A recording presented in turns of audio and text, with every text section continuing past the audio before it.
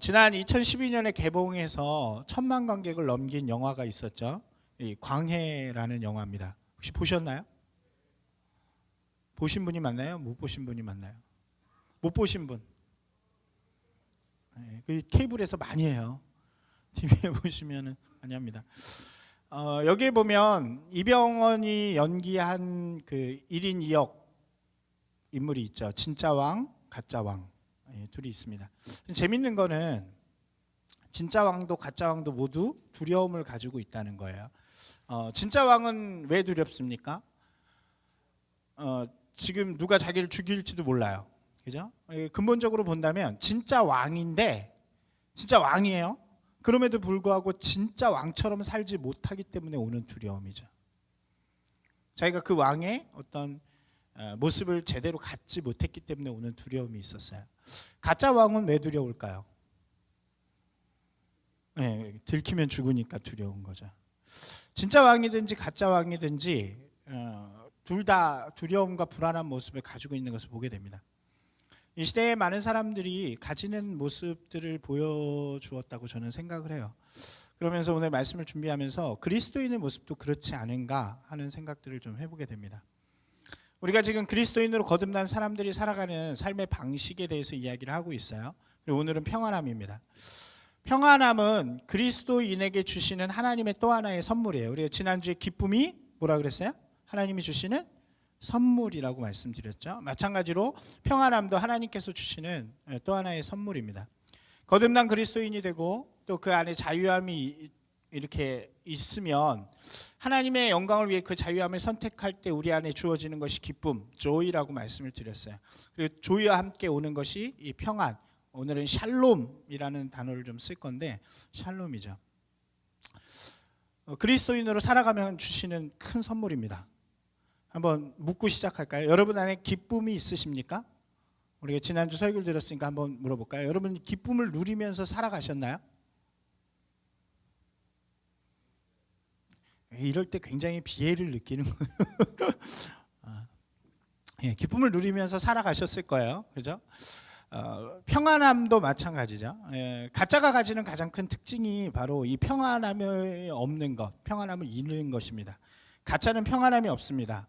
왜요? 언제 들킬지 모르니까, 들통날지 모르기 때문에 평안함이 없는 것입니다. 사탄은요, 우리를 자꾸만 가짜로 만들어가길 좋아합니다. 여러분, 사탄이요, 우리 가운데 유혹할 때 우리를 믿지 않도록 만들지는 않는 것 같아요. 이 세상에 무신론을 퍼뜨리지 않는 것 같습니다.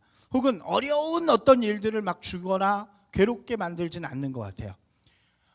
사탄은 전략적이에요. 그래서 무엇을 만드냐면 계속 그 상태로 있어라 라고 이야기하는 걸 좋아합니다. 가짜를 만드는 거죠. 겉모습은 똑같아요. 가짜 신앙이 무엇입니까? 예배도 드리고 교회도 드리고 성경도 들고 다니지만 그 안에 하나님의 사랑 혹은 예배하는 마음, 그리스도의 십자가가 없는 거죠.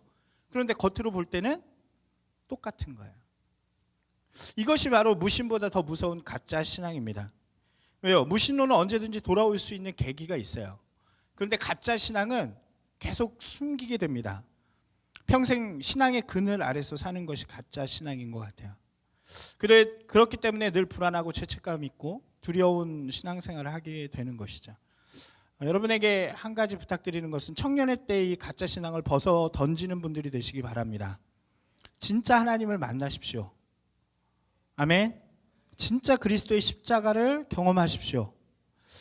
진짜 하나님께서 원하시는 그 일, 그 내용, 그것을 위해서 내가 진심으로 고백하는 일들이 이 청년의 때에 여러분 가운데 일어나기를 소망합니다. 그래야 우리 가운데 평안함이 있다는 거예요. 주님이 주시는 평안함을 좀 먼저 설명해 볼게요. 전통적으로 이 평안을 5가지로 설명을 합니다. 한번 이렇게 해보시겠어요? 평안이 평화, 따라서요. 평화, 평강, 정의, 질서, 조화. 자, 시작. 역시 훌륭해요. 평화, 평강, 정의, 질서, 조화예요. 조금 어렵죠? 그래서 이걸 좀 풀이해 본다면 평안이라는 단어는 우선 소극적으로 이야기할 때 좀 좁게 작은 의미에서 본다면 내적인 자아, 내가 생각하는 가치와 내가 지금 행하고 있는 외적인 모습이 일치될 때 오는 마음의 평안함이라는 거예요. 이해되셨죠? 내가 무엇인가를 생각하는데 그대로 살아. 그때 오는 마음이 평안한 마음. 그래서 그것을 뭐라고 표현하냐면 평강이라고 이야기합니다. 근심이나 두려움 없이 평온한 마음의 상태. 내가 생각하는 나와 행동하는 나가 일치할 때 우리 안에 가지는 평온한 마음, 이것이 바로 평강이라는 의미고요. 그러한 마음이 우리 가운데 있을 때 우리의 삶 속에 무슨 일들이 일어나냐면 질서들이 잡혀나가기 시작한다. 우선순위가 정확하게 생기고 무엇인가를 선택하고 결정할 때 올바르게 결정할 수 있는 우선순위가 생겨나는 거죠. 그렇기 때문에 그것이 질서이고요. 그것은 우리 가운데 옳은 것을 선택할 수 있는 능력이 됩니다. 그래서 정의가 되는 거예요. 이게 소극적인 의미, 작은 의미에서의 평안의 의미고요. 조금 더 적극적인 의미, 큰 의미로 하면 평안은 공동체 가운데 주시는 평화를 의미합니다. 평안이 있으면 그 땅에 전쟁이 사라지는 거예요. 평안이 우리 가운데 있으면 다툼이 사라지는 거죠. 분열이 사라지는 것을 의미합니다. 그렇기 때문에 다른 사람들을 포용하는 조화로움이 생겨지는 거예요. 그래서 평안은 평화와 조화가 되는 것입니다. 5개 다시 한번요. 기억하세요. 시작.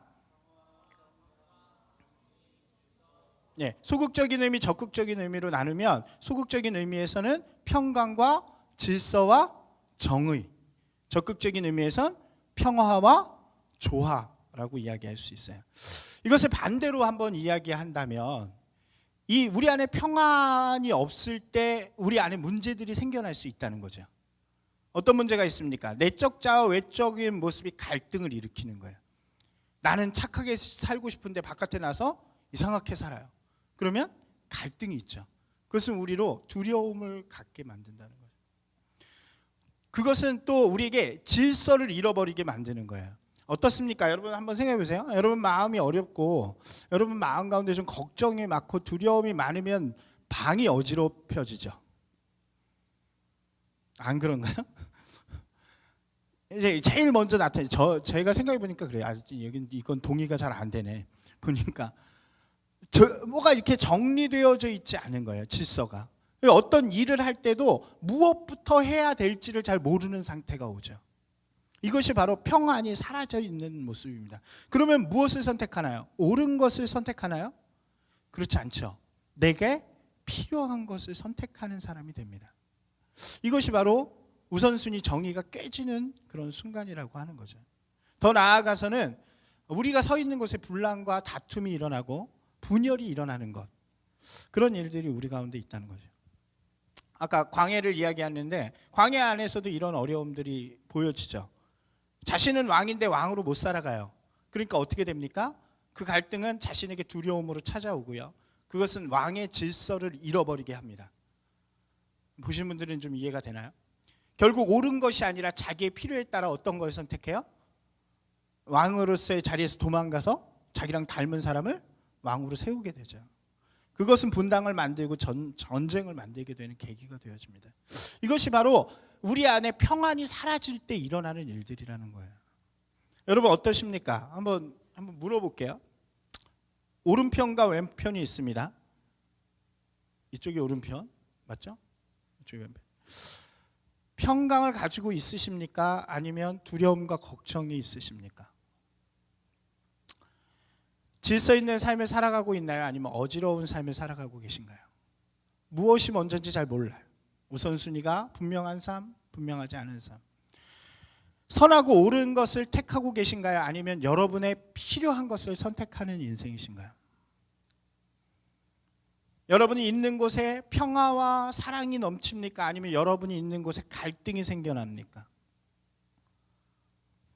여러분은 다른 사람들의 모습을 조화롭게 받아들이면서 만들어갑니까? 아니면 배척하고 밀어내는 사람입니까? 5가지 질문이었어요. 어떠세요? 만약 이쪽 편에 있는 것들이 우리의 모습이라면 우리가 한 번쯤은 자신을 되돌아봐야 된다는 거예요. 왜요? 평안은 주님이 주시는 선물이기 때문에 그래요. 내 안에 평안이 없다는 건 내가 지금 주님이 주신 선물을 누리지 못하는 크리스천 라이프 스타일. 너무나도 간단한 이야기예요. 라이프 스타일이라는 건 그리스도인이 살아가는 삶의 방식이에요. 그게 평안인데 그게 없으면 나는 지금 어떤 삶을 사는 거예요? 그리스도인이 아닌 삶을 사는 거죠. 그리스도인도 평안을 잃어버릴 때가 있습니다. 오늘 읽은 사사기를 한번 보실까요? 우리가 잘 아는 기드온의 이야기죠. 기드온은 뭘로 유명한가요? 기드온과 300용사로 유명하죠. 한번 성경을 한번 펴보겠습니다. 사사기 6장이에요.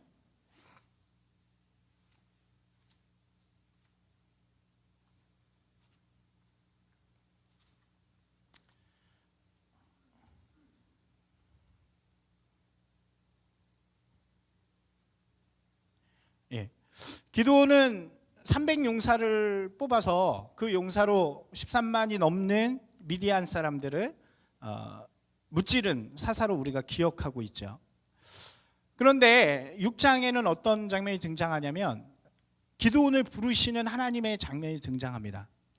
거기에 나오는 사사 이 기드온의 모습은 300명을 가지고 무찌르는 용사의 모습하고는 좀 거리가 멀죠. 그 사람은 조금 부족하고 좀 이런 말로 하면 좀 그렇지만 찌질하게 보이는 그런 모습이었습니다. 여기 6장 11절에 보면 그 모습을 아주 보여주는 장면이 있어요. 맨 뒤에 보면 11장 11절 맨 뒤에 뭐라고 되어 있어요? 기드온이 미디안 사람에게 알리지 아니하려 하여 밀을 포도주 틀에서 타작하더니 라는 말이 있죠. 밀은 어디서 까야 되나요? 넓은 마당에서 까는 거예요. 청년들이라 잘 모르시나요? 왜 도리깨 같은 걸로 이렇게 까잖아요. 그게 밀 까는 거예요. 근데 포도주 틀은 어떻게 생겼을까요? 보셨나요? 혹시 여기서 외국 나가셨던 분들도 가끔 계시잖아요. 여기 와이너리 이런 데 한국에 와이너리가 있나요? 잘 모르겠는데 가보면 알아요. 드라마에 많이 나와요. 드라마에 연인이 손을 잡고 포도를 통에다 넣고 막 이렇게, 그게 포도주 틀이에요. 포도주 틀은 커야 요만합니다. 포도주 틀은 주로 산에 있죠. 지금 기드온은요, 이 미디안이라는 나라가 무서워서, 그리고 이 앞에 보면 곡식을 다 뺏기는 장면들이 있는데 그것들 때문에 혼자 숨어서 밀을 혼자 먹으려고 까고 있는 모습이에요. 용사하고는 전혀 거리가 멀죠. 이 모습이 바로 평안이 깨져 있는 상태라는 것입니다. 왜 깨졌을까요? 그리스도인은 언제 평안을 잃어버립니까? 기드온의 때를 보면 6장 1절부터 한번 보세요. 이스라엘 자손이 여호와 앞에 악을 행하여서 7년 동안 미디안 손에 넘겨주십니다. 이 미디안이 얼마나 이스라엘을 괴롭혔냐면, 한번 보세요. 2절 한번 같이 읽어볼까요? 시작. 미디안의 손이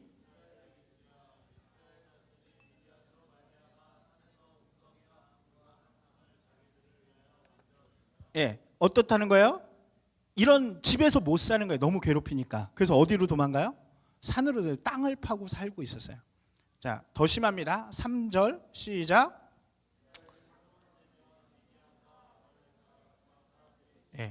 자, 보세요. 곡식을 뺏으러 가려면 언제 와야 합니까? 추수할 때 와야죠. 그죠? 근데 지금 언제 왔대요? 파종할 때 왔대요. 씨까지 다 뺏어 먹는 상황이에요. 자, 4절입니다. 진을 치고 가사에 이르도록 토지 수산을 멸하여 이스라엘 가운데 어떻게 해요?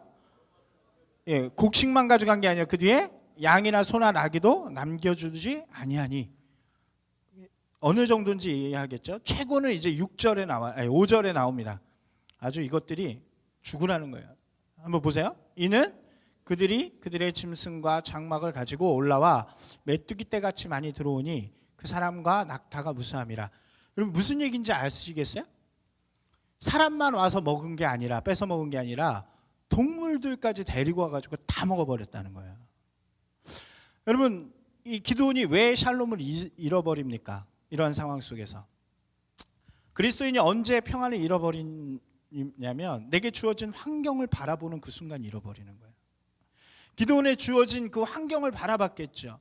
토굴에 살 수밖에 없는 자신들의 모습, 자신들은 하나님의 백성임인데 분명히, 근데 자신의 삶 속에 괴로움과 고통만 있는 거예요. 어려움만 있는 거예요. 그것을 보는 순간 기드온은 완전하게 평안이 깨져버리는, 샬롬을 잃어버리는 상태가 되었다는 거예요. 우리에게도 마찬가지죠.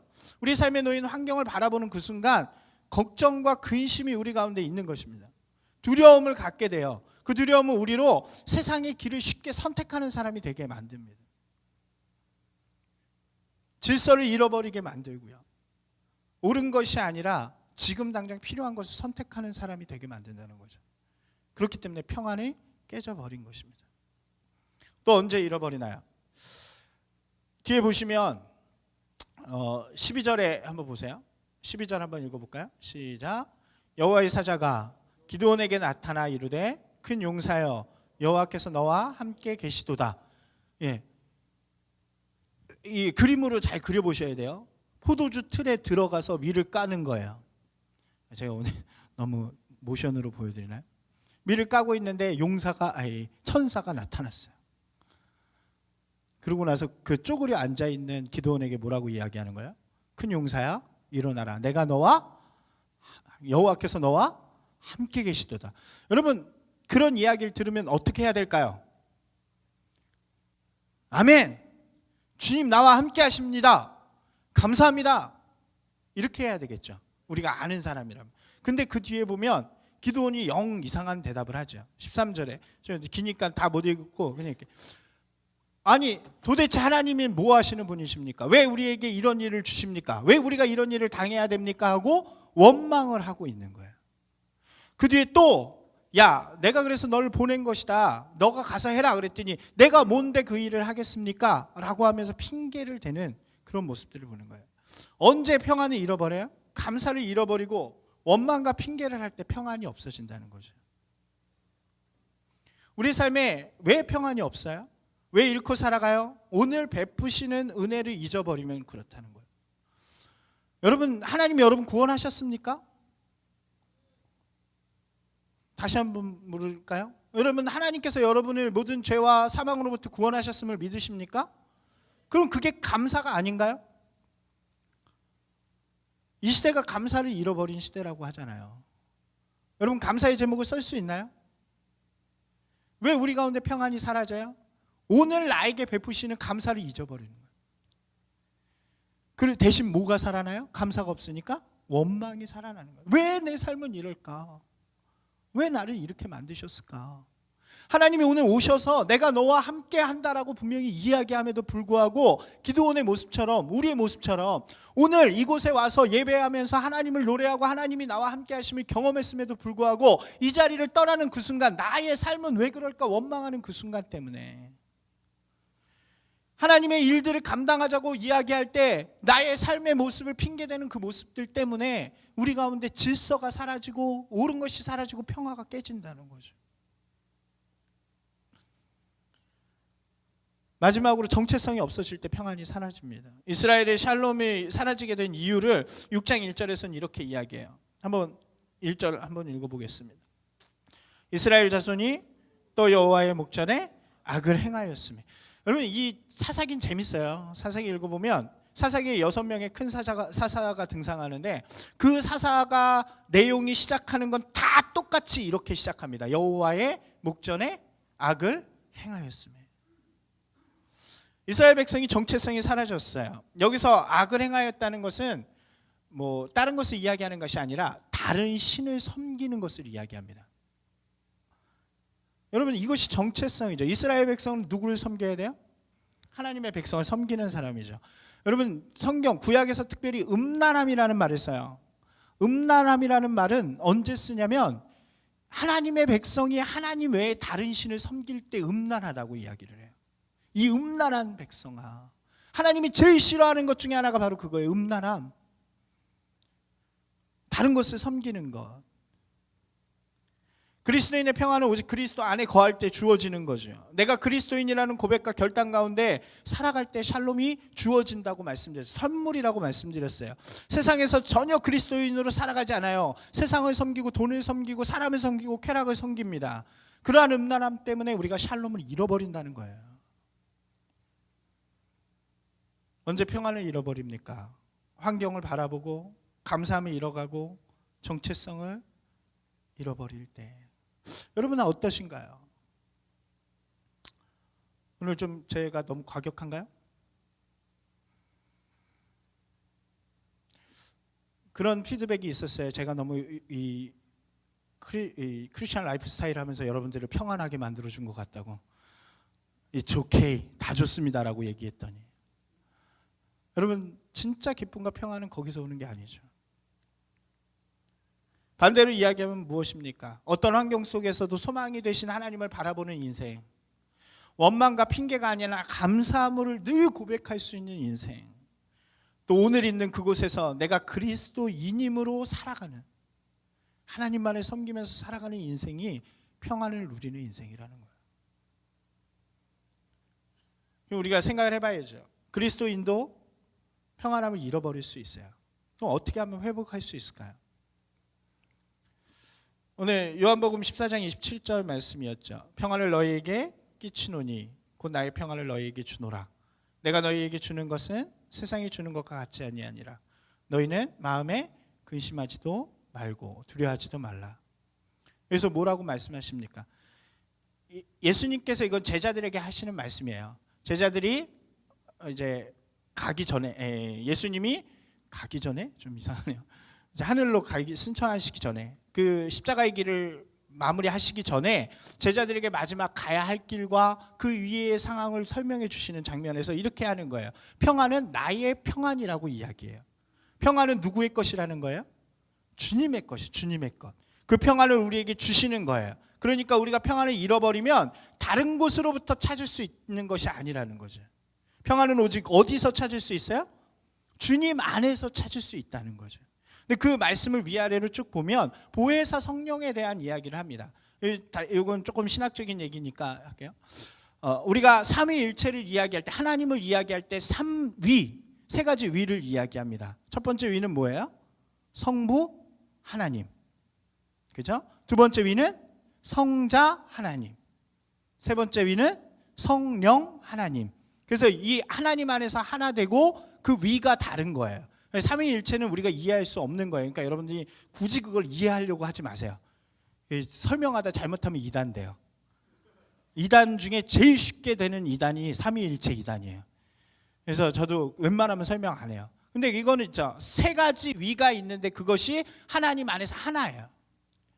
왜 성부 하나님이 역사하시던 시대는 언제였나요? 직접 구약의 시대였죠.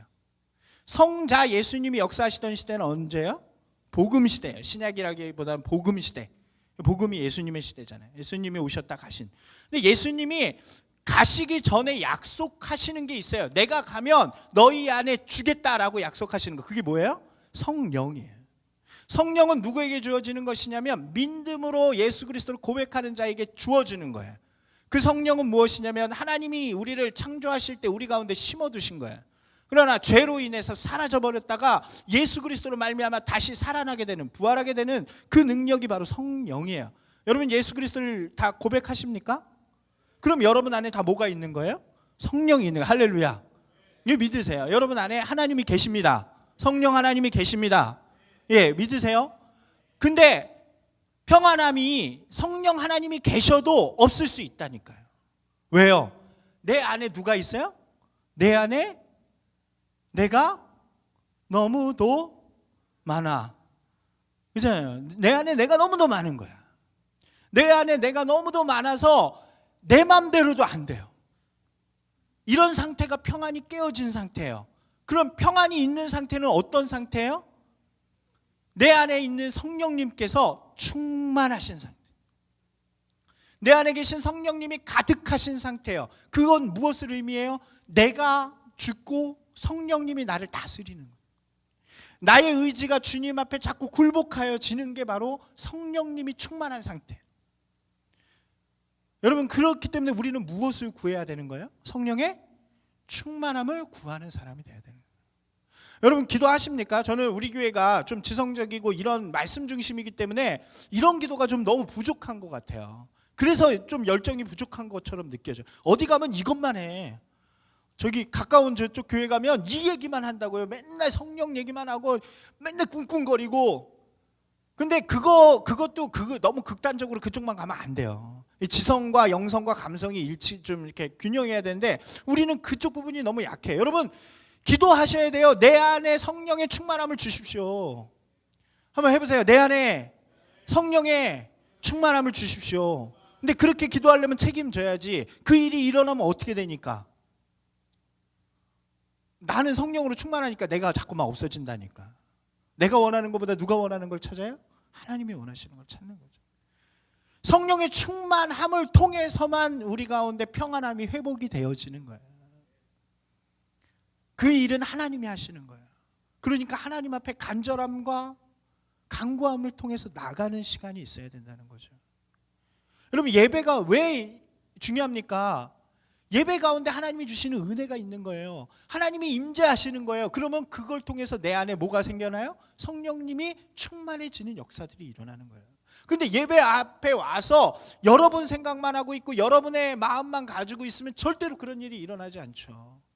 우리의 삶 가운데 기도의 자리가 왜 필요합니까? 무릎 꿇고 주님 앞에 있어야 그 주님이 주시는 은혜를 통해서 우리 가운데 성령의 충만함이 일어나는 거예요. 근데 기도도 안 하고 말씀도 안 듣고 평소에 아무 일도 안 하면 어때요? 아무 일도 일어나지 않죠. 여러분 가운데 그런 도전들이 있기를 소망합니다. 우리가 좀 뜨거워질 필요가 있지 않을까요? 아멘? 좀 뜨거워질 필요가 있지 않을까요? 저는 가끔씩은 그래요. 저는 원래 태생이 원래 뜨거운 남자라 저 어렸을 때 방언 받았어요.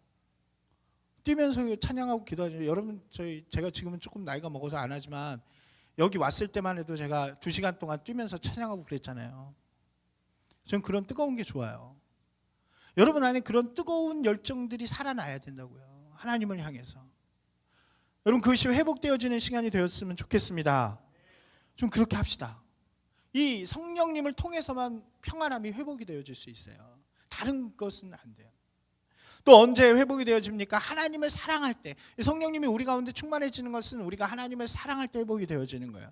말씀을 준비하다가 제가 다시 한번 책을 봤어요. 토저 목사님의 진짜인가 가짜인가라는 책이에요. 제가 2가지 책 추천해 드렸어요. 기억하시나요? 기쁨 얘기할 때 에이리 프롬의 소유인가 삶인가. 청년의 때 꼭 읽어보세요. 그리고 이 토저 목사님의 진짜인가 가짜인가 책도 너무 좋아요. 제가 예전에도 한번 말씀드린 건데 여기에 너무 좋은 이게 나왔네. 진짜 좋은 말씀이 있었어요. 한번 따라서 해봅시다. 주님의 일보다 주님이 더 중요하다. 충격받았어요. 읽다가 왜 우리 가운데 이 평안함이 자꾸 깨지나요? 주님이 없는데 주님의 일을 하니까 그래요. 여러분 평안함이 깨지면 뭐 해야 되냐면 주님의 일을 멈추십시오. 주님을 찾으세요. 주님을 사랑하는 일들이 여러분 가운데 다시 회복이 되어져야 돼요. 예배 나오는 게 중요한 게 아니라 이 예배 안에서 사랑하는 하나님을 만나야 되는 거죠. 여기 앞에 나와서 찬양하는 게 중요한 게 아니에요. 왜 해요? 왜? 하나님을 사랑하니까. 리더의 자리가 중요한 게 아니에요. 내가 리더로서 하나님을 사랑하고 있는가. 이것이 우리가 지난번 얘기한 존재 양식, 그리스도인의 존재 양식. 존재 양식이 뭡니까? 하나님을 사랑하기 위해 있는 사람들이죠. 여러분 물어보십시오. 나는 하나님을 지금 사랑하고 있는가? 여러분 사랑은요 그냥 편하게 이야기하지 마세요. 여러분이 진짜 뜨겁게 누군가를 사랑해 봤을 때 그 사랑을 이야기하세요. 그 마음으로 하나님을 지금 사랑하고 있는지. 사랑을 못 해본 사람은 어떻게 하죠? 연애부터 하시든가 방법을 찾아봅시다. 이것이 회복되어져야 우리 가운데 샬롬이 회복되어진다는 거예요. 그것이 우리의 정체성을 드러내는 일이에요. 그리스도인의 정체성을 이 땅에서 보여주면 편해지는 거예요. 여러분 그리스도인이요 그리스도인님을 숨기고 살면 불편하죠. 마음이 불편해지는 거예요. 제가 여기에 이렇게 썼어요. 여러분 한 가지 우리가 오해가 있는데 그리스도인의 삶은 내가 좋아하는 것을 포기하는 것이 아닙니다. 여러분을 자유하게 해주기 위해서 하나 넣었어요. 여기다. 그리스도인의 삶은 한번 따라서 합시다. 그리스도인의 삶은 내가 좋아하는 것을 포기하는 것이 아닙니다. 예, 그러니까 어려운 거죠. 자꾸 그리스도인이 되는데 포기할 게 자꾸만 생겨. 그러니까 어려워지잖아요. 그 그리스도인의 삶은 어떻게 되어지는 거냐면 하나님이 좋아하실 만한 일들을 행하는 거예요. 제가 이걸 어떻게 설명할까 진짜 고민했어요. 그러다가 아이디어가 하나 떠올랐어요. 연애와 결혼. 여러분 한번 생각해 보세요. 결혼하신 분이 없어가지고 그렇겠지만 한번 들어보세요. 연애할 때는 좋았는데 결혼해서 힘든 사람들이 있어요. 이런 얘기하면 안 되는데 결혼해야 돼. 결혼 혹시 하셨나요? 죄송합니다. 힘드신가요? 괜찮아요? 신혼이세요? 죄송합니다. 그냥 그러려니 하고 들어주세요. 그런 사람들이 있어요. 결혼하면 힘들대. 왜 그렇습니까? 연애는요, 연애 때는 상대방이 좋아하는 것을 선택해줘요. 상대방이 원하는 게 무엇인가를 생각하고 그것을 잘해주려고 그런다고요. 맞아요? 상대방이 좋아하는 선물을 골라서 주잖아요. 상대방이 뭐 좋아하는 영화가 있으면 그거 보러 가잖아요. 그러니까 기쁜 거야. 행복한 거야. 근데 결혼을 하면 그 마음들이 좀 더 없어지고 뭐를 하냐면 내 걸 자꾸 포기하는 거예요. 내 거를. 그러니까 자꾸 힘들고 어려워지는 일들이, 물론 다 그렇다는 게 아니에요. 그런 일들이 있다는 거예요. 그렇게 생각하고 살아가는 사람들이. 그러니까 결혼 생활도 행복하고 기쁘려면 어떻게 해야 돼? 내 걸 자꾸 포기하는 게 아니라 상대방이 기뻐할 게 무엇인가를 생각해 봐야 되는 거예요. 제가 그런 걸 결혼하고 살면서 되게 많이 느껴요. 저는 나 나름대로 배려한다고 생각하고 말은 안 하지만 포기하는 것들이 굉장히 많았어요. 근데 어느 날 이야기해 보면 이 부인님께서 고마움을 몰라. 근데 어느 날 이분이 이렇게 하고 있다가 무슨 얘기를 했냐면 자기는 평생 소원이 남이 해주는 밥을 한번 먹어보는 거래요. 그래서 회사에 갔다 들어오기 전에 맛있는 밥을 해가지고 줬어요. 그게 더 쉬워 솔직히 나한테. 내가 하고 있는 걸 포기하고 막 이렇게 해주는 것보다, 안 보이는 것보다. 근데 너무 기뻐하는 거예요. 그래서 설거지 한번 해주면 기뻐하고 청소 한번 해주면 기뻐하고 막 이런 거예요. 그래서 방식을 바꿨어요. 난 좋아하는 거 하고 대신 저 사람이 좋아하는 것도 해준다. 그래서 올해부터 좀 바꿨어요. 그래서 빈말로 오늘 밥 먹은 거 설거지는 내가 할게. 빈말로 되게 많이 해요. 내가 알거든. 분명히 아니야 내가 할게 그럴 거 알거든. 그렇게 얘기해주고 해주면 그 되게 좋은 거예요. 행복한 거예요. 저도 행복하고 받는 사람도 행복하고. 그런데 자꾸 서로 포기하면 서로 나중엔 힘들어요. 배려가 아니에요 그거는. 결혼을 준비하는 사람들은 잘 생각하세요. 여러분 하나님을 믿고 하나님의 그 크리스천 라이프로 살아간다는 것도 마찬가지예요. 우리 삶에 자꾸만 뭐 이거 안 되니까 포기하고 이게 아니라고요. 그냥 눈에 보이는 하나님이 기뻐하실 일들을 행하는 거예요. 행하는 거. 선택하는 거예요. 그러면 하나님이 기뻐하시면 우리의 삶에 기쁨과 평안함이 생겨지는 거예요. 예를 들어볼까요? 여러분 크리스마스잖아요.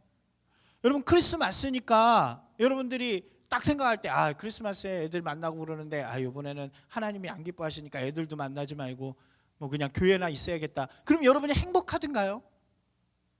그렇지 않죠. 친구 만나도 상관없다고요. 뭘 해도 상관없어요. 근데 거기에 뭐가 있어야 돼요? 이번 크리스마스에는 하나님을 위해 내가 무엇을 할까? 이 예배 가운데 과연 내가 하나님을 어떻게 기뻐할까를 선택하라는 얘기죠. 그래서 제가 홍승현 전사님한테 얘기했어요. 이번 우리 21일 날 예배 있는데 아마 크리스마스 때문에 사부 예배가 따로 없을 거예요. 크리스마스 21일 날 우리가 한번 무엇인가 준비해서 하나님을 기쁘시게 하는 예배를 드려보면 어떨까? 근데 처음에 제가 아마도 좀 딱딱하게 얘기했나 봐요. 그랬더니 일처럼 받은 것 같아요. 해야 됩니까? 막 이렇게. 근데 나중에 얘기했어요. 그게 아니라 우리 한 사람 한 사람이 좀 예수 그리스도께서 이 땅에 오신 게 얼마나 기뻐요. 안 기쁜가요? 기쁘잖아요. 감사하잖아요. 그러니까 그거를 좀 표현해보자. 하나님은 어떤 거라면 기뻐하실까? 맨날 이 30분 동안 설교만 듣고 있지 말고 그날은 설교도 짧게 하든지 없든지 하고 나와서 나는 이런 기쁨이 있습니다 하면서 찬양도 하고 나는 이런 기쁨이 있습니다. 그렇게 하면 하나님이 얼마나 기뻐하실까? 그게 바로 하나님이 기뻐하시는 삶을 찾아 나가는 거죠.